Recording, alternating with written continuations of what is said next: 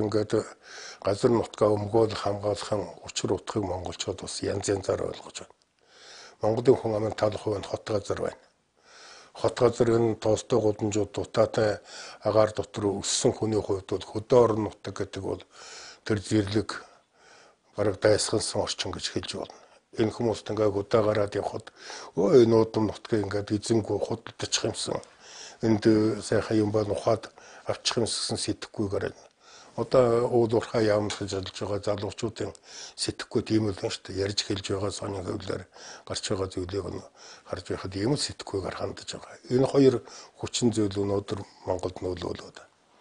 Тэгээ ер нь оюу толгойн гэрээ байгуулах үед бол тэр үеийн айван хоогийн Монголын улс төрд хэвлэл мэдээлэл ихний дунд өөрснийхөө маш хүчтэй лобби болгоод 2006 оноос эхлээд татварын хуулийг өөрчлөх, ашигт малбарын хуулийг өөрчлөх ажиллагаа явуулж 3 жилийн дараа 2009 онд гэрээний төсөл дээр засгийн газрыг уургалж авсан шүү дээ.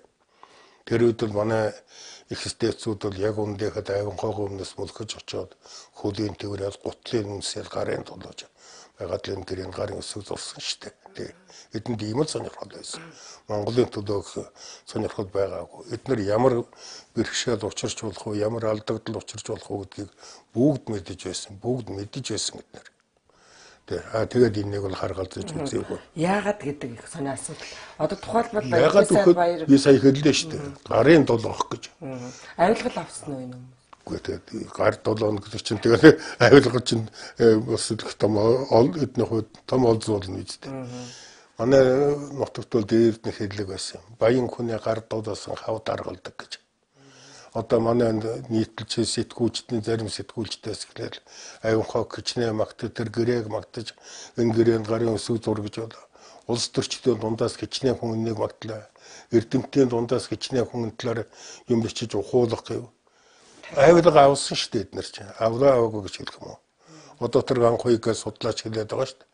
42,066 хүн өнд өгсөн баримт байгаа шүү гэж мөнгө өгсөн. Тэгвэл чи одоо их хурлын гишүүн Ганбаатар ажиллагаатай тэмцэх газарт 3 асуулт тавьсан шүү дээ. Тэр их олон төрөмөр өгсөн хөрөнгөний учрыг олооч гэж хариуг л үлдээд байгаа шүү дээ.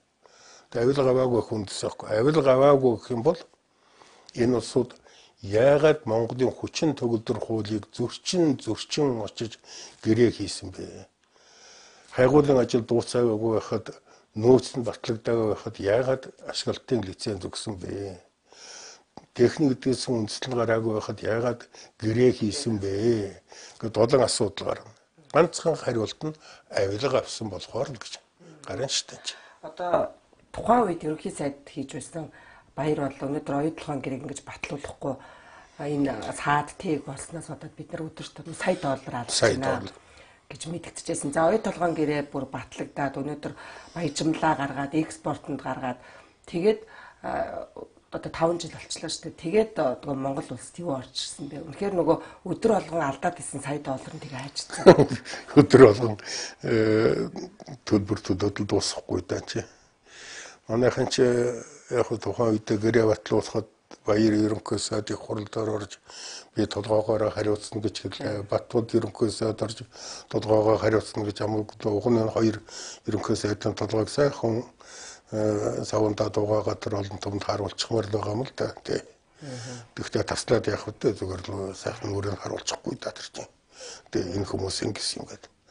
Одоо байдал ямар байна вэ гэхдээ тэр оюу толгойн бүтээгдэхүүнийг экспортод гаргаад тэр бүтээгдэхүүний чинь үнэн Монголд орж ирэхгүй байгаа шүү дээ.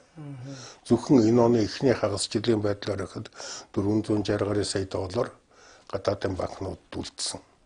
Тэр доллар Монголд орж ирсэн бол төгрөгийн баталгаа болоод Монголын эдийн засгаар гэлдээд тэр бол манай маш их тус болох байсан. Тэр нь орж ирэхгүй. Одоо яаж вэ нөхдөд тэр статистикийн мэдээгээр олборсон засгийн хэмжээ нэмэгдлээ гэдэг асуудал яриад өнгөрч байгаа шүү дээ. Гэтэл тэрийг борлуулсан мөнгө Монголд хамаагүй. Хамаагүй нэг талаас. Нөгөө талаас юу гэхэд саяхан Гантуяа гэж нэг эмэгтэй ном гарлаа л да. Тэгээд би тэр номыг уншиж үзсэн чинь тэр ном дотор манай хөдөлмөрийн яамны дүгнэлтээс иш татсан оюу толгойд Монгол ажилчид гадаадын ажилчдаас 13 дахин бага цалин өгж байна. Энд чинь монголчуудыг хэн гэж үзэж байгаа юм? Боолууд гэж үзэж байгаа юм уу? Ийм ялгартай хандаж байна шүү дээ. Уг нь олон улсын дүрм журмаар бол ижил мэрэгжлийн ижил ажилд ижил цалин л өгөх ёстой.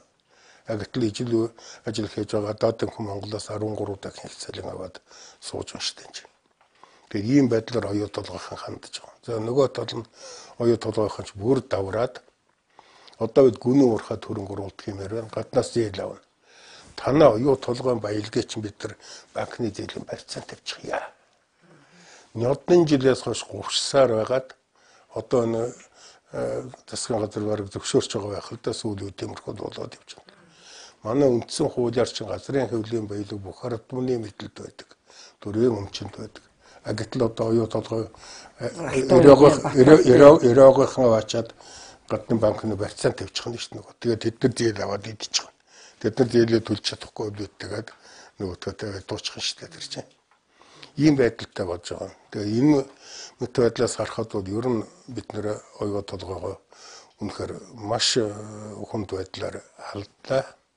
За 5 толгойн хууд яг угаасаа нэг урд нэг технологийн үндсэн дээр нэг нийгмийн асуудлыг шийдэх замаар ингээд шийдвэр болох л байсан. Гэтэл тухайн эрх мэдэлтэй байсан хүмүүс хувааж ицсээр байгаад 5% агаад одоо ингээд Чалко гэдэг хятадын компани юм сөхөрч унаад дотроо хоорондоо тэмцэлдээд зах зээлээ булаацалдаад үнээр бие үенээ цохоод өөсөлтнөө унгаачихлаа шүү дээ. Ер нь бол яг оюу толгой 5 толгой ингээд газар том ордуудаа бид нар бас алдчихлаа.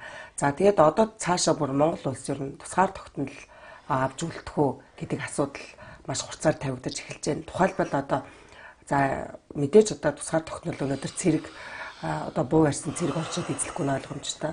Энэ эдийн засгийн аргаар өнөөдөр улс орныг эзлэх тийм бодлого бас өнөөдөр маш эрчимтэй яригдж байна. За хамгийн сүүлийн жишээ гэх нь Bank of China, Хятадын банк, төрийн мэдлийн банк Монголд орж ирэх талаар их идэвхтэй одоо нөгөө оюу толгойг өгөх гэж гүйжсэн хүмүүс тайлхан хэсэг бүлэг хүмүүс гарч ирсэн Хятадын банк оруулж ирэхийн төлөө бас их гүйж штэ. Тийм л дээ. Энд чи тэр гадны сонирхолтой хүмүүсүүд эхлээд өөрийнхөө лобби бүлэг байгуулдаг.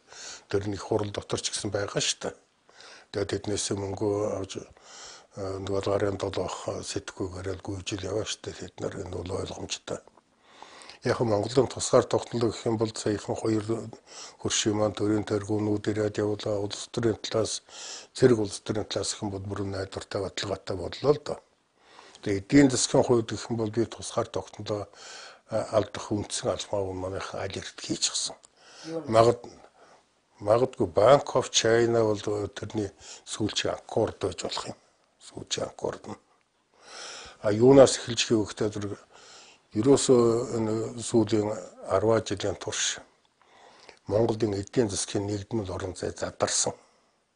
Нэг хэсэг нь Монголын хуулиар зохицуулдаг, нэг хэсэг нь Хятадын хуулиар, нэг хэсэг нь Айван хоогын хуулиар явдаг гэдэл ингээд тэгтэн одон жил аваачаад нөгөө баячууд нь тусдаа бас нэг баталгаатай нөхцөлд амьдардаг, жижигүүд нь баталгаагүй нөхцөлд амьдардаг юм орчин бий болголоо шүү дээ. Тэгээд эндээс эхлээд ер нь эдийн засгийн тусаа тогтнол гэдэг ойлголт хүнд болсон л доо. Тэгээд нэг талд нөгөө талдны хүүхдээ зэрэг өөр зээл аваад үзье. Одоо Монголын өр бол 20 тэрбум доллар даваар талийчихсан.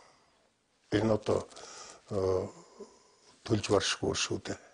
Энүүн дээр нэмээд одоо хүртэл монголчуудын ярихгүй байгаа. Одоогийн төв банк төрийнхэн урд нь хятадуудаас 10 тэрбум юан swap гөлгөөр шууд арилж агаар аваад хэрэглэсэн. 10 тэрбум юаныг за яг 200 төгрөгөөр нэг юаныг авлаа гэж бодсон чинь 2 их 80 төгрөг болнод. Одоо 15 тэрбум юаныг авч байна. Энэ 4.5 их 80 нийлээд 6.5 их 80 төгрөг болж байна шүү дээ. Улсын төсөвтэйгээ тэнцэх.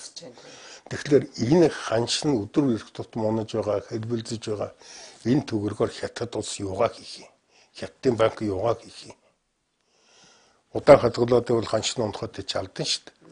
Эргүүлээд эсвэл бараа авна эндээс, эсвэл баялаг худалдаж авна, эсвэл өөр болцол тавина.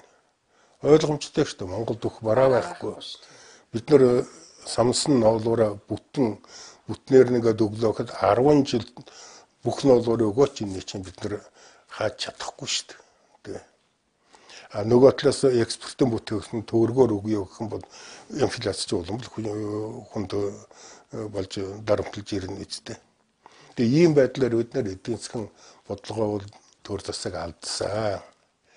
Одоо манай их хурал засгийн газарт эдийн засгийн бодлого ярьж байгаа улсууд бол түүхийн өн маш том хариуцлага хүлээх ёстой нэрийн тодорхойгүй бааtruуд очиход байгаа.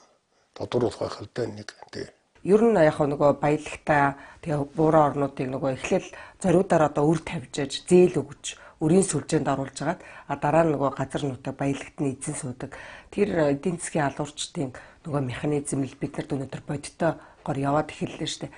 Тэгээд энэ дээр одоо бид нар хамгийн түрүүн юу хийх ёстой юм бэ? Тухайлбал та энд яриад тэгээд суугаад идэг. Би одоо хүмүүс болохоор ард түмэн болохоор нэрээ энэ улс орон ёстой болохоо байлаа гэлээдэг. Тэгээд яах ёстой юм бэ бид нар? За хоёр асуудалтай бид нар яг гадны эдийн засгийн алуурчид гэж яриад байгаа. Гэтэл манай дотоодын эдийн засгийн цөөврүүд гэж бас нэг айхтар юм байна шүү дээ. Тэгээд гол нь эднийгээ бид чинь их хурд өөртөө сонгодог үстэй. Тэрнээс биш Хятад юм уу, Америк юм уу, эсвэл Оросын хандиг нэрэд манай гарын үсэг бичиж чи сонгодгүй шүү дээ. Сонгуул өгдөггүй шүү дээ. Тэгэхээр энэ сонгоход хамаагүй учир байгаа. Одоо ингээд бухимдчил сонгуул болоход нүгүйж очиод нөгөө жаах мөнгө тараасанд нөгөөтгөө өгчихдэг. Аль гоё донгоцсонд наваачаад өгчихдэг. Тэгээ сонгоогүй хүмүүс ч гэсэн намын нэрсийн чагсалтад гараад ирж байна. Тий, тэгээ бид нар нэг юм бодох хэрэгтэй л. 2000 оноос хойш бүх сонгуул 2000, 2004, 8, 12 оны дөрвөн сонгуул. Ямар гоё амлалтууд өгвөл улс төрийн намууд. Энэ дөрвөн сонгуулийн амлалтыг бид нэр эргээд нэг саная л да. Монгол орон худлах хуурмгийн орон зайд өнөөдөр тэнүүчилж байгаа шүү дээ. Бид бүгд мансууртлаас огтсон байна. Тэгэхээр дараагийн сонгуульд энэ худлын амладаг, энэ улс төрийн намууд, энэ худлын амладаг их хурлын гишүүд тэгээд энэ Монголоо худалдсан хүмүүсээ нэг төрөөс цэвэрлэх юмсан. Энэ бидний эрх мэдлийн асуудал, бидний гарт байгаа асуудал шүү дээ. Тэгээ энэнийг түүнээс биш эднийг өнөөдөр жагсааж байгаа толгойгоо наваад тэр лалынхын шиг телевизээр харуулнаг бол эн чинь түүхэнд байж болохгүй асуудал болно шүү дээ, тий. Нэгд нь. Хоёрт нь бид нэг юм ойлгох хэрэгтэй. Бид гадаадын эдийн засгийн алуурчдын номлолыг янз бүрээр ойлгож явдаг. Гэтэл бидэнд манай дотоодын энэ цөөврүүч гэн алуурчч гэн эдэнтэй нээлж байгаад ойлгуулсан ойлголт бол Монгол хүн хийж бүтээх чадлаас илүү баян амьдрах ёстой. Чи баян амьдрах ёстой. Чи нутаг томтой байна. Нутгаа зар чи газрын хөвлийн баялаг ихтэй байна. Тэрнээ заргаад ойлгоод. Тэгээ энэний чинь төлөө өнөөдөр уралдаан яваад байна. Бид нар өөр хөөхтэй залуучуудаа бүтээж амьдрах сэтгэхгүйгээр хүмүүжүүлье. Өөрөө бүтээсэн тэр амьдралаар амьдрээ. Түүнээс биш гадныханд өөр зээл тавиад хүний өнгөөр хүүдгнэж амьдрна гэдэг бол эцэстээ очоод тусгаар тогтнооч чадсан чи газар нутгаач алдна л гэсэн үг болно шүү. Энийг л монголчууд залуу үеийнхэнд ойлгох асуудал. Одоо манайханд яаж байгаа нөхөд ерөөсөө л дэлхийд дээр их гоё амьдарч байна, баян амьдарч байна. Бид нар тэгж амьдрах хэрэгтэй. Зээл аваад сайхан амьдрах хойш нь хойт үе төлчихнө гэж. Одоо 20 жилийн хугацаагаар авсан зээлийг төлөх үед энэ төр засагт байгаа ах дүүнээс нэг нь ч үлдэхгүй. Аминд альбом тушаал дээр үлдэхгүй шүү дээ. 20 жилийн дараа хаалгуулаад өгнө. Тэгээ зарим нь ертөнцийн мөнх усыг үзүүлсэн ч байж магадгүй. Гэтэл тэрний зээлийг хэн төлөх вэ? Одоо нялх байгаа хүүхдүүд төлнө шүү дээ. Тийм болохоор хүн бүхэн өөрийнхөө үр хүүхдийнхээ хуулинд хариуцлагатай хандъя гэвэл настай хүн өнөөдөр дуугар. Тэгээ өнөөдөр дуугаа тал хамандаа хүлхэж суугаад ертөнцийн мөнх усыг өгдөг наа чин буу юм биш. Тэгээ хойч үеийг хорлсон хэрэг болно. Хүн бүхэн чадах чинээгээр дуугар. За магадгүй ажил хийж албатай байгаа нэгийг нь төр засах ингээд хаалтын гэр эмэрээгээр ингээд хавчаад хахуулдаад хэцүү байдалд оруулж болох юм. Гэхдээ дуугарх боломжтой нэг нь бүгд дуугарыг л да. Хаасайг бол нэг эдийн засгийн хямрал гэдэг юм яриад. За тэгэл хямралаас гарах ганц гарцсан л нөгөө тав тэр яриад идэг одоо энэ хямраллаар далимдуулаад нөгөө ёстой нөгөө алгорихууд жинхэнэ одоо өөрсдийнхөө эрх ашигын төлөө юу ч